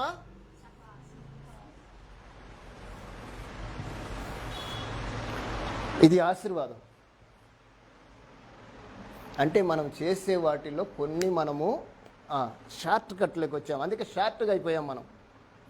ప్రార్థనలు షార్టే, మాటలు షార్టే, పరిస్థితులు అలాగని అన్ని షార్ట్ ఉండకూడదు. దైవిక తత్వం అనేది పరిపూర్ణంగా ఉండాలి, షార్ట్గా ఉండకూడదు. షార్ట్గా ఉండటం వలన మనం దానికి అలవాటు పడిపోతాం. అంతే, తప్పని నేను చెప్పను, దానికి అలవాటు పడిపోతాం. కానీ పరిపూర్ణతలోకి రాం మనం. కనుక మనము ఏం తెలుసుకున్నా పరిపూర్ణంగా తెలుసుకొని చేస్తే మనకు ప్రయోజనకరం. మరొకరి చోట మనం ఇది విన్నప్పుడు ఇది నిజము అనేది మనం రూఢిపరచగలం. కనుక నీకు అర్థమైందమ్మా ప్రార్థన ఎందుకు చేయాలనో? తండ్రి అయిన దేవునికే చేస్తున్నాం. అంటే వాళ్ళు వేరువేరుగా మాత్రం మనం చూడటానికి వీల్లేదు. మళ్ళీ అది కూడా చెప్తున్నాను, వాళ్ళు ఎప్పుడు కూడా మన కోసం ఉన్నారు. వాళ్ళు సృష్టించినది మొదలుకొని సృష్టి ముగించేంత వరకు వీళ్ళు ఎవరి కోసమే అంటే ఈ భూమి మీద ఉండబడిన సమస్త సృష్టి కోసమే. కనుక మనం ఈ విషయాలు కొంచెం మనసులో పెట్టుకొని ఆలోచన చేయగలిగితే మనల్ని ఆత్మీయతలో నడిపించేవాడు దేవుడే, మనకు సమస్త జ్ఞానాన్ని ఇచ్చేవాడు దేవుడే, పరిపూర్ణతలోనికి తీసుకెళ్లేవాడు దేవుడే. కనుక ఈ విషయాల్లో కొన్ని ఇది మీకు తెలియజేస్తున్నాను. నెక్స్ట్కి మీకు కొన్ని చెప్తున్నాను.